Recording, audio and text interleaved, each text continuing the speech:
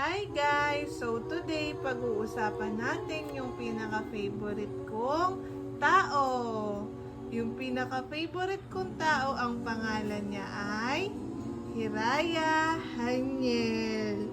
Si Hiraya Haniel ay magaling na bata, mabait, masunurin, at saka hindi matigas yung ulo. Super love ko siya kasi ang bait-bait niyang anak at saka mabait siyang kapatid. Matalino rin siya at saka magaling siyang sumayaw at magkanta. Kaya love na love ko si Hiraya Haniel, yung paborito kong tao.